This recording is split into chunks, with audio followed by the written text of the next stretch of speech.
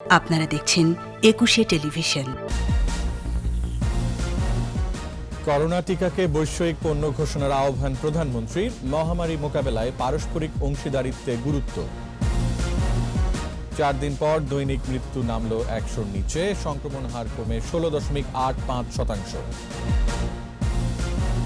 লকডাউনেও রাজধানীতে বেড়েছে যান চলাচল। চেকপোস্টে তল্লাশি, বিভিন্ন স্থানে রেড জোন ঘোষণা।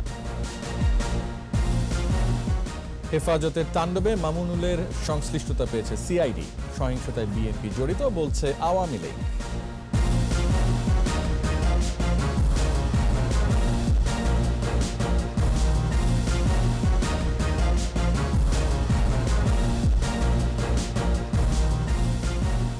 ফার্স্ট সিকিউরিটি ইসলামী ব্যাংক লিমিটেড সংবাদ শিরোনাম। আমন্ত্রণ জানাচ্ছি রাত 11টার 21 সংবাদে। আপনাদের সাথে আছি আমি রিয়াজ হাফিজ। দর্শক, একুশে টেলিভিশনের সংবাদ একই সাথে সরাসরি দেখতে পাবেন আমাদের ফেসবুক পেজ www.facebook.com/2124 অনলাইনে।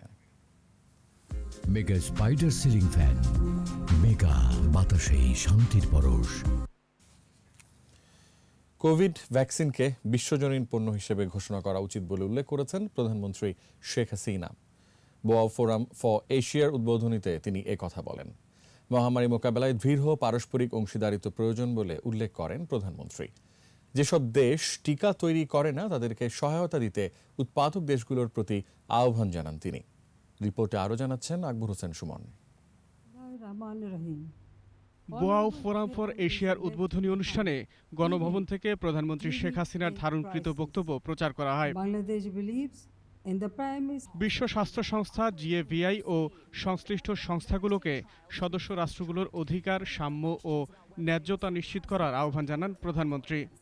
All nations need to work together to make the UN and other international organizations effective so that everyone's requirement of vaccines and medical requirements are met. Vaccine ও চিকিৎসা উপকরণের চাহিদা মেটাতে আন্তর্জাতিক সংস্থাগুলোর মধ্যে দৃঢ় পারস্পরিক অংশীদারিত্বের প্রয়োজন বলে উল্লেখ করেন বাংলাদেশের সরকার প্রধান। We strongly believe that COVID-19 vaccines should be declared as global public goods. Countries producing the vaccines should help others produce the vaccine with a view to attaining universal vaccine coverage.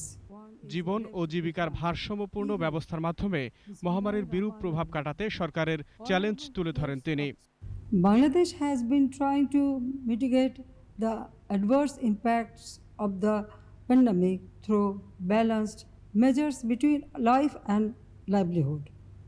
We have so far announced various stimulus packages worth $14.6 billion, around 4.4% of our GDP, for social protection and boosting economy. মহামারী সংকটেও যাতে কেউ পিছিয়ে না থাকে তা নিশ্চিতে বৈশ্বিক গভর্নেন্সের ভূমিকা গুরুত্বপূর্ণ বলেও উল্লেখ করেন প্রধানমন্ত্রী Sheikh Hasina. The COVID-19 pandemic has brought us at a crossroad of human history, confronting possibly the gravest global challenge of our times. আকবর হোসেন সুমন, একুশে টেলিভিশন, ঢাকা। করোনার ভ্যাকসিন স্পুটনিক উৎপাদনে বাংলাদেশকে সহ উৎপাদক হওয়ার প্রস্তাব দিয়েছে রাশিয়া। পররাষ্ট্রমন্ত্রী ডক্টর AK আব্দুল মোমেনের বরাত দিয়ে সংবাদ সংস্থা বাসস জানিয়েছে, প্রস্তাব অনুযায়ী রাশিয়ার প্রযুক্তিতে বাংলাদেশের প্রতিষ্ঠানগুলো স্পুটনিক ভ্যাকসিন উৎপাদন করবে। পররাষ্ট্রমন্ত্রী জানান, বাংলাদেশ রাশিয়ার প্রস্তাবে একমত হলেও তা চূড়ান্ত হয়নি। সবকিছু ঠিকঠাক থাকলে স্বল্প খরচে দেশের মানুষ করোনা ভ্যাকসিন গ্রহণ করতে পারবে বলে মনে করেন তিনি। সপ্তাহখানেক পর করোনায় মৃত্যু কমল। 24 ঘন্টায় কোভিড-19 দেশে মৃত্যু হয়েছে 91 জনের। এ নিয়ে মোট মৃত্যু 10,588। এর আগে 14 এপ্রিল মৃত্যু হয়েছিল 96 জনের। এরপর টানা 4 দিন এই সংখ্যা ছিল শতকের ঘরে। দৈনিক সংক্রমণ হার কমে 16.85%। স্মৃতিমণ্ডলের রিপোর্ট। করোনা সংক্রমণ ছড়িয়ে পড়েছে সারা দেশে। সংক্রমণের সাথে পাল্লা দিয়ে বাড়ছে মৃতের সংখ্যা। স্বাস্থ্য অধিদপ্তরের তথ্য বলছে 409তম দিনে দেশে একদিনে 91 জনের মৃত্যু হয়েছে। এর মধ্যে হাসপাতালে মারা গেছেন 88 জন। মোট মৃত্যু 10,588। একদিনে শনাক্ত 4,559। শনাক্তের সংখ্যা বেড়ে 7,27,780। নতুন 6,811 জন সহ সুস্থ 6,28,111। পরীক্ষার বিপরীতে দৈনিক সংক্রমণ হার কমেছে 16.85%। এ পর্যন্ত শনাক্ত 13.94। সুস্থতার হার 86.31 ও মৃত্যু 1.45%। সবচেয়ে বেশি সংক্রমণ ও মৃত্যু ঝুঁকিতে ষাটোর্ধ্বরা। এ পর্যন্ত মারা গেছেন 5,977। 51 থেকে 60 বছরের মধ্যে মৃতের সংখ্যা 2,599। পুরুষদের মধ্যে মৃত্যুহার 73.92 ও নারী 26.08%। দেশে এ পর্যন্ত করোনা পরীক্ষা হয়েছে 52,21,275। 24 ঘন্টায় আইসোলেশনে 768 ও কোয়ারেন্টাইনে 2,531 জন। স্মৃতিমণ্ডল, একুশে টেলিভিশন, ঢাকা। লকডাউনের 7ম দিনে রাজধানীর সড়কে যানবাহনের সংখ্যা বেড়েছে, আর কিছুটা কমেছে আইনশৃঙ্খলা রক্ষাকারী বাহিনীর তৎপরতা। সকালে কাজের জন্য বের হওয়া মানুষ ও যানবাহনের চাপ ছিল চোখে পড়ার মতো। কিছু চেকপোস্টে দেখা গেছে যানবাহনের দীর্ঘ সারি। অফিস খোলা, পরিবহন ব্যবস্থা নেই। এমন পরিস্থিতিতে ভোগান্তিতে পড়েছেন কর্মজীবী মানুষ। বিস্তারিত জানাচ্ছেন সাইদুল ইসলাম। করোনা সংক্রমণের বিস্তার রোধে দ্বিতীয় দফা লকডাউনের 7ম দিন। সকাল থেকেই রাজধানীর সড়কে মানুষ ও গাড়ির চাপ। বিভিন্ন স্থানে গাড়ির জটলা, চেকপোস্টে গাড়ির দীর্ঘ সারি। এমন ব্যবস্থার ভালো মন্দ জানান দায়িত্বরত পুলিশ সদস্যরা।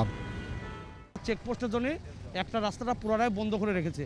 এই কারণে যে গাড়িগুলো আসছে সেটা ধাক্কা লেগে এখানে জমাট হচ্ছে এবং সব গাড়িতেই এগুলো পাস। তারপরও যেগুলো মুভমেন্টের পাস নয়, যেগুলো গভর্নমেন্টের যেটা নিয়ম নীতি দিয়েছে সেটা যদি ভায়োলেট করে সেই অনুপাতে আমরা আইনগত ব্যবস্থা নিচ্ছি। সর্বাত্মক লকডাউনে পথে অনেক মানুষ। বাইরে আসার যৌক্তিক কারণ যেমন আছে, তেমনি আছে অকারণ অজুহাত। তবে অসুবিধা পোহাতে হচ্ছে প্রায় সকলকেই।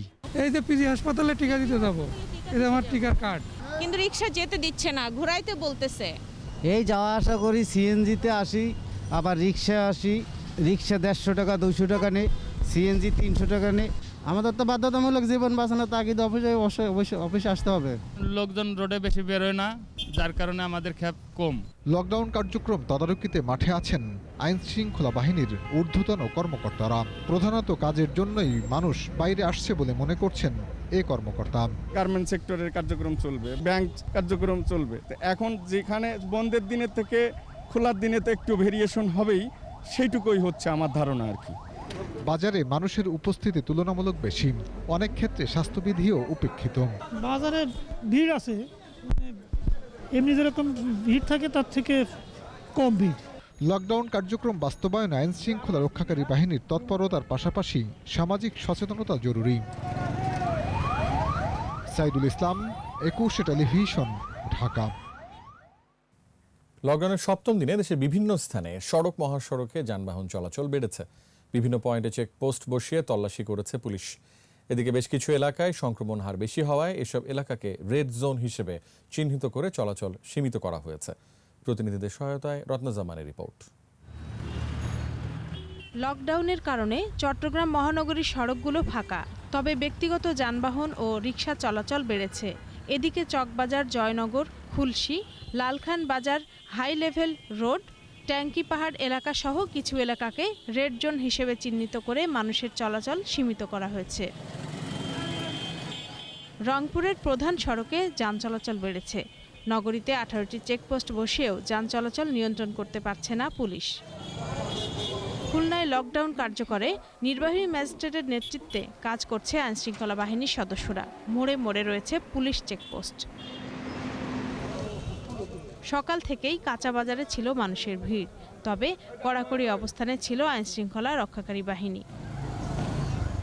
ময়মনসিংহে সড়কে বেড়েছে ব্যক্তিগত যানবাহন, বাজারগুলোতে শিথিল হয়েছে প্রশাসনের নজরদারি। গাজীপুরের ঢাকা টাঙ্গাইল মহাসড়কে লেগুনা ও অটোরিকশা চলাচল বেড়ে যাওয়ায় চেকপোস্ট বসিয়ে তল্লাশি জোরদার করেছে পুলিশ। দিনাজপুরের হিলিতে ও নাটোরে ঢিলেঢালাভাবে লকডাউন চলছে। রত্না জামান, 21 টেলিভিশন। হেফাজতের সাম্প্রতিক সহিংসতার ঘটনায় বিভিন্ন স্থানে দায়ের হওয়া নাশকতার 23 মামলায় মামুনুল হকের সংশ্লিষ্টতা পেয়েছে সিআইডি।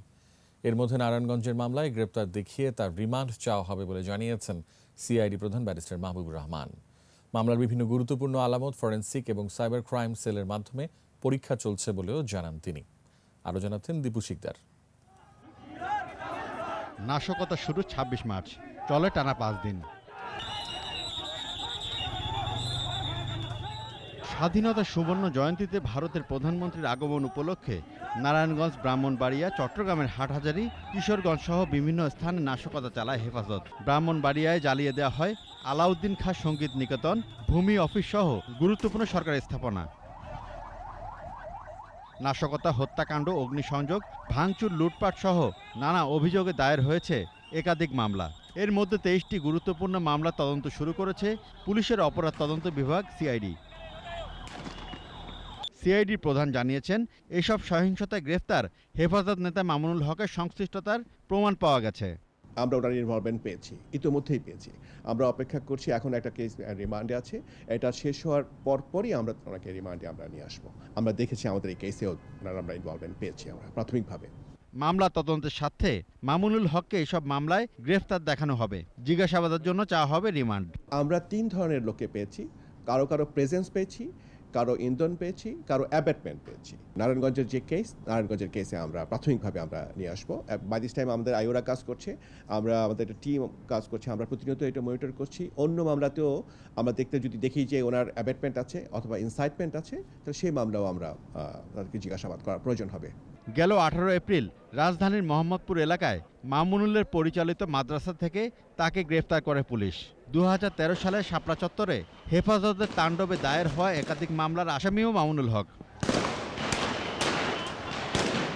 দীপু শিকদার, 21 টেলিভিশন, ঢাকা। হেফাজতের সাম্প্রতিক তাণ্ডবে বিএনপি কেবল পৃষ্ঠপোষকই ছিল না, জড়িত ছিল সব সহিংসতায়। এ অভিযোগ করেছেন আওয়ামী লীগের সাধারণ সম্পাদক ওবায়দুল কাদের। হেফাজতের সঙ্গে বিএনপি জামাত যুক্ত হয়ে মহা অপশক্তি হিসেবে আবির্ভূত হয়েছে, এ কথা বলছেন আওয়ামী লীগ কেন্দ্রীয় নেতারা। আরও জানাচ্ছেন আকবর হোসেন সুমন। সরকারি বাসভবন থেকে সড়ক বিভাগের রাজশাহী জোনের কর্মকর্তাদের সাথে মত বিনিময় সভায় ভার্চুয়ালি যুক্ত হন সড়ক পরিবহন ও সেতুমন্ত্রী ওবায়দুল কাদের। হেফাজত নেতা গ্রেফতার প্রসঙ্গে তিনি বলেন, কোনো দলের বা অন্য কোনো পরিচয় দেখে কাউকে গ্রেফতার করা হয়নি। ভিডিও ফুটেজ দেখে হামলায় যারা সরাসরি জড়িত ছিল তাদেরকেই গ্রেপ্তার করা হচ্ছে। এখানে কোনো আলেম ওলামার বিষয় নয়, কোনো বিএনপি নামক কোনো দল নয়, কোনো দল দেখে আলেম ওলামা দেখে কাউকে গ্রেপ্তার করা হয়নি। এদিকে স্বেচ্ছাসেবক লীগের বিনামূল্যে অক্সিজেন সেবা কার্যক্রম উদ্বোধনী অনুষ্ঠানে আওয়ামী লীগের সভাপতিমণ্ডলীর সদস্য জাহাঙ্গীর কবির নানক বলেন, হেফাজতের প্রতি কোনো প্রকার দুর্বলতা দেখানোর সুযোগ নেই। তাদের প্রতি দুর্বলতা দেখানোর কোনো সুযোগ নেই। তাদের বিরুদ্ধে কঠোর ব্যবস্থা নিতে হবে। আর তাদেরকে যদি এই অঙ্কুরেই ধ্বংস না করা যায়, ধর্মের নাম ব্যবহার করে ধর্মপ্রিয় বাংলাদেশের মুসলমানদেরকে যারা বিভ্রান্ত করতে চায়, এরা মতলববাদ। তাণ্ডবের ধর্ম নয়, মানুষের প্রতি মমতা ও নিষ্ঠার সাথে ধর্ম পালনের আহ্বান আওয়ামী লীগ নেতাদের। বিএনপি, জামাত আর হেফাজত ইসলাম তারা একই মুদ্রার এপিঠ ও ওপিঠ। আকবর হোসেন সুমন, 21 টেলিভিশন, ঢাকা। এই যে প্রিমিয়ার ব্যাংক লিমিটেড সংবাদ বিরতি। দর্শক, নো মাস্ক নো সার্ভিস বিধি মেনে চলুন, সুস্থ থাকুন। বিরতির পর যখন ফিরছি তখন থাকছে, অতি দারিদ্র্য সীমায় নেমে গেছে 4% মানুষ। জীবিকার সাথে সমন্বয় রেখে উৎপাদন অব্যাহত রাখার তাগিদ। ই কমার্সের উপর নির্ভরতা বেড়েছে ক্রেতাদের। ঈদে পণ্য পরিবহনে সহায়তা চান উদ্যোক্তারা। আবার আমন্ত্রণ রাত 11টার 21 সংবাদে। লকডাউনে চিকিৎসকের সাথে পুলিশ কর্মকর্তার তর্কাতর্কির ঘটনায় 2 পেশাজীবী সংগঠনের পাল্টাপাল্টি বিবৃতি অনভিপ্রেত বলে মন্তব্য করেছেন হাইকোর্ট। বিচারপতি এম ইনায়েতুর রহিম ও বিচারপতি সর্দার মোহাম্মদ রাশেদ জাহাঙ্গীরের ভার্চুয়াল বেঞ্চ এ মন্তব্য করেন। এ সংক্রান্ত প্রকাশিত খবর তুলে ধরেন সুপ্রিম কোর্টের আইনজীবী ইউনুস আলী আকন্দ। এ সময় বেঞ্চের জ্যেষ্ঠ বিচারপতি বলেন, প্রজাতন্ত্রের সকল কর্মকর্তা কর্মচারীরা তাদের পেশাগত দায়িত্ব যথাযথভাবে পালন করবেন, দায়িত্বশীল আচরণ করবেন, সবাই তাই আশা করেন। ভার্চুয়ালি যুক্ত থাকা অ্যাটর্নি জেনারেল AM আমিনুদ্দিনও বলেন, ওই ঘটনা দুঃখজনক ও অপ্রত্যাশিত। এ বিষয়ে অ্যাটর্নি জেনারেলকে ভূমিকা রাখতে বলেন আদালত।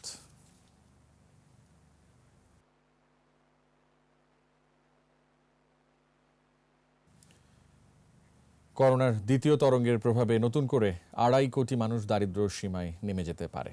এ তথ্য উঠে এসেছে power and participation research centre PPRC ও ব্র্যাকের যৌথ গবেষণায়। ইতোমধ্যে 4% মানুষ অতি দারিদ্র্য সীমায় নেমে গেছে বলে গবেষণায় উল্লেখ করা হয়। বলা হয়, গ্রামাঞ্চলের 1% মানুষ খাদ্য সংকটে পড়েছে।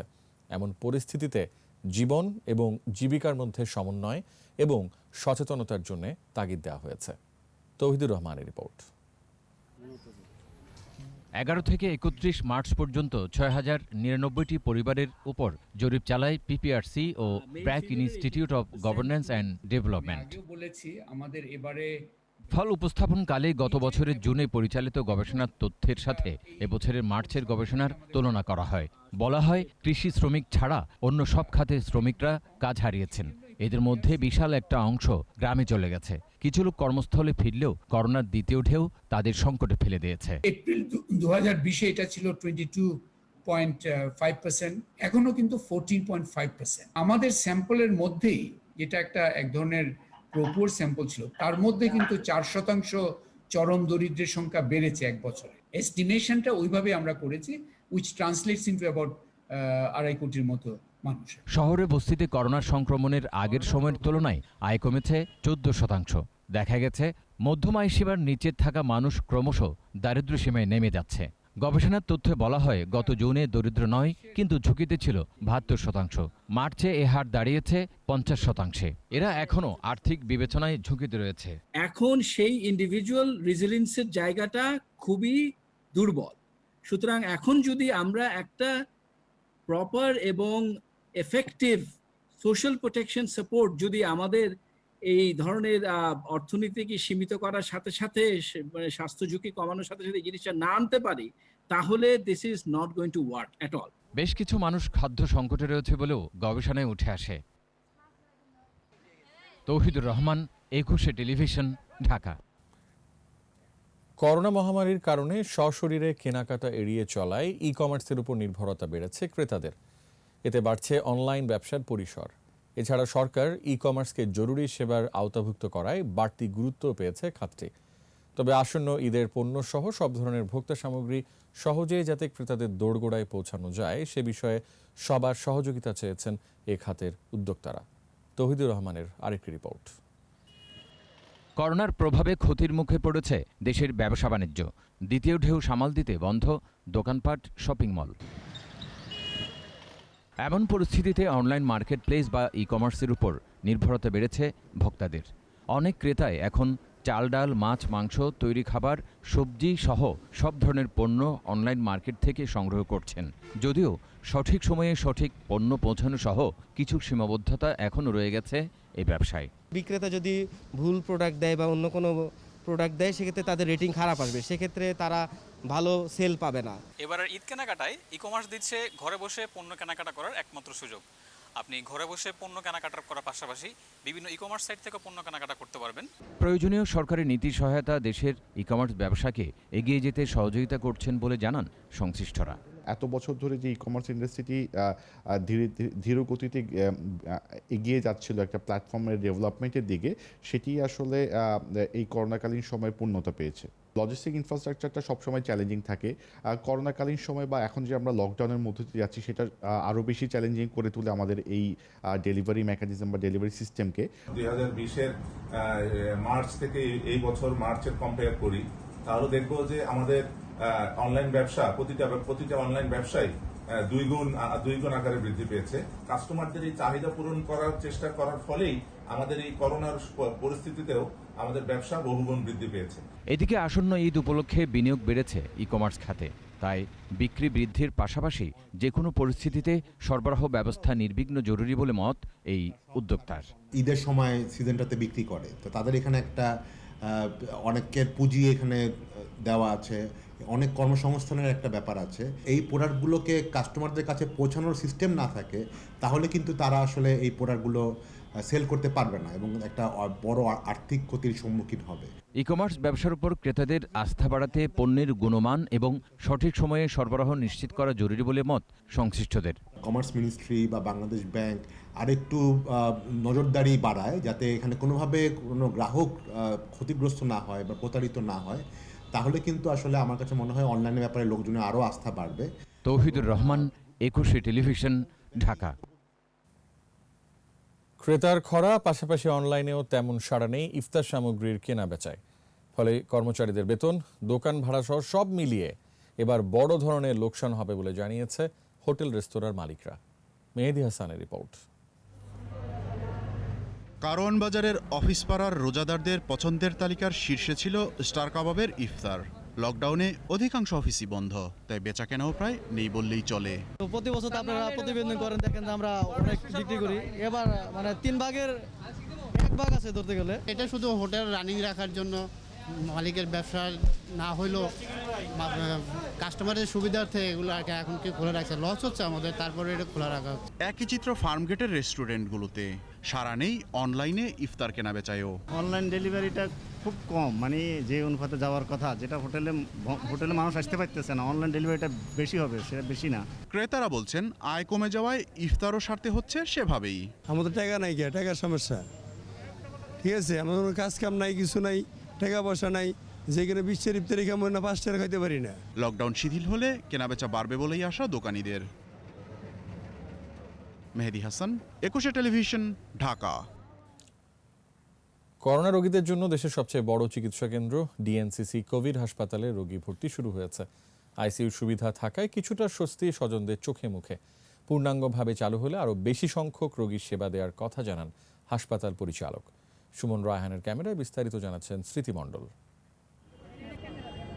করোনা সংক্রমণ ছড়িয়ে পড়ছে সুনামির মতো। হাসপাতালগুলোতে বাড়ছে রোগীর চাপ, প্রকট হয়ে উঠছে আইসিইউ সংকট। সংক্রমণের দ্বিতীয় ঢেউয়ে মৃত্যুরেখা ঊর্ধ্বমুখী। অসহায় স্বজনেরা এক হাসপাতাল থেকে আরেক হাসপাতালে ছুটছেন রোগী নিয়ে। এমন পরিস্থিতিতে রাজধানীর মহাখালীতে চালু হয়েছে দেশের সবচেয়ে বড় চিকিৎসা কেন্দ্র ডিএনসিসি ডেডিকেটেড কোভিড-19 হাসপাতাল। ঢাকা সহ আশপাশের বিভিন্ন জেলা থেকে রোগী নিয়ে আসা হচ্ছে। আমার আব্বা, ওনার আসলে শ্বাসকষ্ট, ওনার 90% ফুসফুসি সমস্যা ছিল। এখানে নিয়ে আসছি, তো অলরেডি ইমার্জেন্সিতে আছে, তারা দেখতেছে, পর্যবেক্ষণে আছে, আইসিইউ দিবে বলছে। আমরা নরসিংদী থেকে আসছি, আমার কাকা এখানে ভর্তি করছি, এখন বর্তমানে ভর্তি অবস্থায় আছে। আমার বাবা, উনি প্রাইভেট হাসপাতালে চিকিৎসাধীন ছিল 3 দিন। 3 দিনে 1.5 লক্ষ টাকা খরচ হয়েছে। এখানে কোনো টাকা পয়সা কিছুই প্রয়োজন হইতেছে না, ঠিক আছে, তো এই জন্য এখানে আসলাম, দেখি এখন কি হয়। আংশিকভাবে 50 শয্যার আইসিইউ, 50 শয্যার ইমার্জেন্সি বেড, যা অনেকটা আইসিইউর মতোই। এছাড়া high flow nasal cannula, central oxygen সহ সব ব্যবস্থা নিয়ে রোগীর সেবা কার্যক্রম চালু করেছে হাসপাতালটি। সবার কাছে একটু অনুরোধ রাখছি যে একেবারেই যাদের খুব সংকটাপন্ন অবস্থা, কোনো বেড পাচ্ছে না, কোথাও বিভিন্নভাবে যারা ঘোরাঘুরি করছে, তারা যেন আমাদের এখানটাতে আসে। বাট এখন যদি বিভিন্ন হাসপাতাল থেকে সবাই আমার এখানে চলে আসে, তাহলে দেখা যাবে যে অনেক যারা বেড পাচ্ছে না বা যাদের সংকট নতুন করে সৃষ্টি হচ্ছে, তারা কিন্তু আমার মতে তারা খুব অসুবিধায় পড়ে যাবে। 1000 শয্যার হাসপাতালটিতে পূর্ণাঙ্গভাবে কার্যক্রম শুরু হলে রোগীদের আইসিইউ বেড থাকবে 212টি, HDU bed 250, covid isolated room 538টি। 250 বেডের আমাদের কিন্তু প্রস্তুতি আছে। তো এর মধ্যে আমাদের 50 বেডের আইসিইউ কিন্তু রেডি আছে, আমরা ওখানে ধীরে ধীরে নিচ্ছি। আর আমাদের ইমার্জেন্সিতেও 50 বেড রয়েছে, সেটাও প্রস্তুত আছে। এটা সবচেয়ে সক্ষম একটি হাসপাতালে পরিণত হবে। প্রতিদিনই আমার কিছু করে ম্যান পাওয়ার আসছে, আমার ম্যান পাওয়ার আসবে আর আমার বেডগুলো বাড়তে থাকবে। করোনা রোগীদের চিকিৎসার পাশাপাশি এখানে রয়েছে রোগ নির্ণয়ের সকল সুবিধা। স্মৃতি মণ্ডল, একুশে টেলিভিশন, ঢাকা। নিচারকে প্রিমিয়ার ব্যাংক লিমিটেড সংবাদ বিরতি। দর্শক, নো মাস্ক নো সার্ভিস বিধি মেনে চলুন, সুস্থ থাকুন। যখন ফিরছি তখন অন্যান্য খবরের সঙ্গে আরও থাকবে। 20% নগদ সহায়তা সম্পর্কে ধারণা নেই বেশিরভাগ ক্ষুদ্র উদ্যোক্তার, বঞ্চিত হচ্ছে প্রণোদনা থেকে।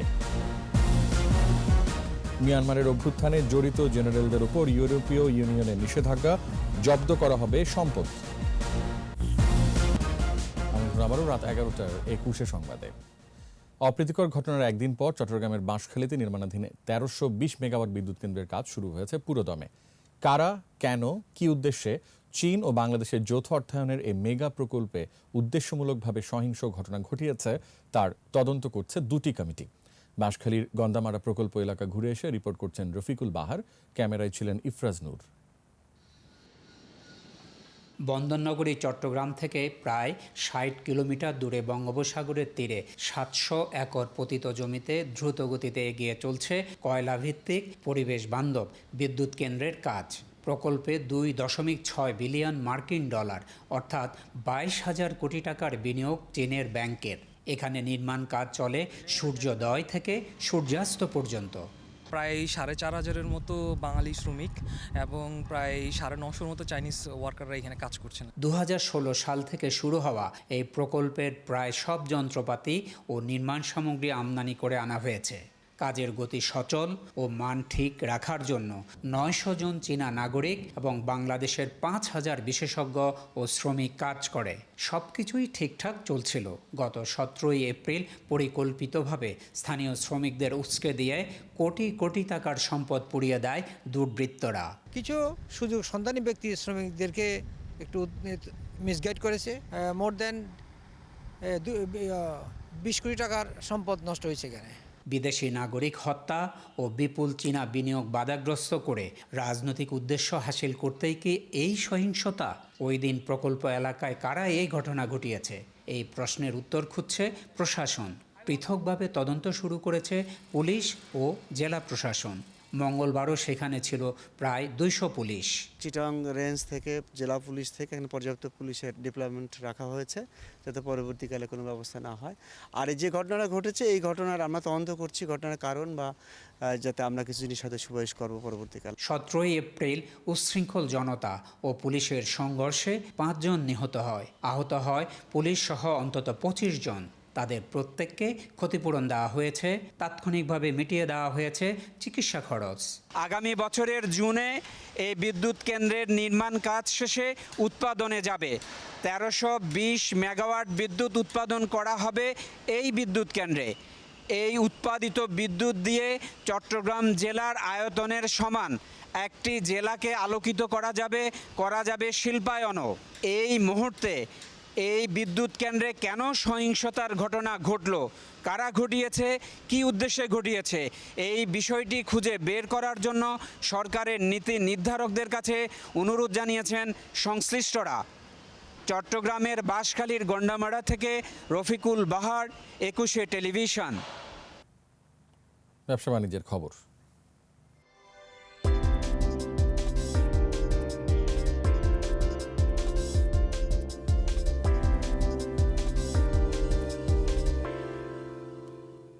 পণ্য বাজার বিবেচনায় রপ্তানিতে 20% পর্যন্ত নগদ সহায়তা দিয়ে যাচ্ছে সরকার।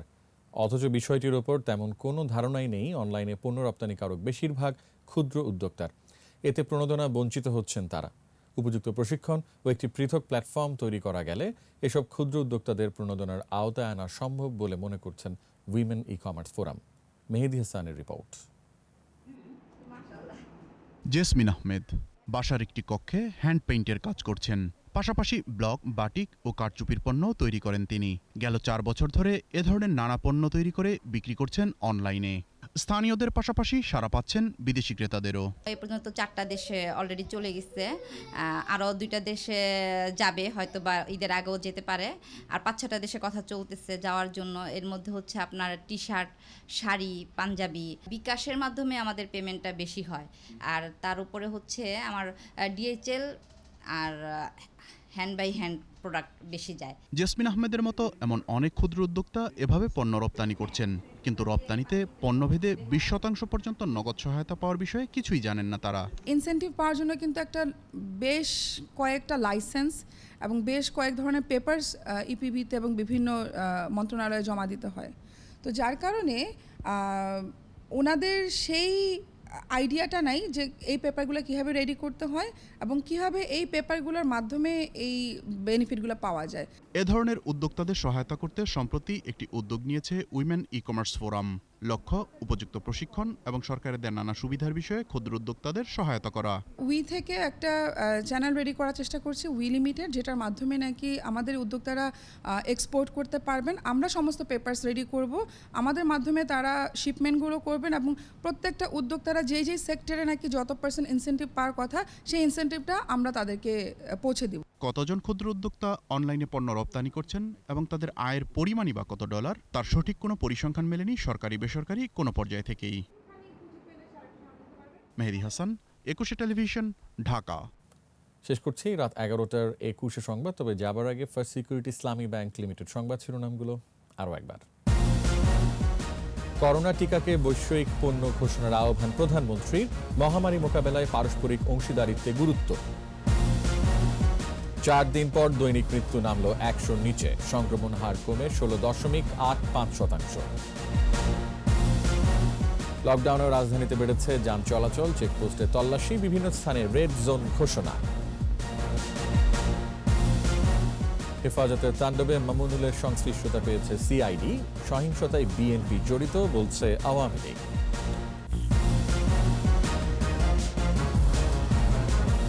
সর্বশেষ খবর জানতে ডায়াল করুন 2021 নম্বরে আর ভিজিট করুন 21-tv.com ওয়েবসাইটে। এছাড়া ফেসবুকে লগ ইন করতে পারেন facebook.com/2124 অনলাইনে। আমাদের পরবর্তী সংবাদ রাত 1টায় দেখার আমন্ত্রণ রইল।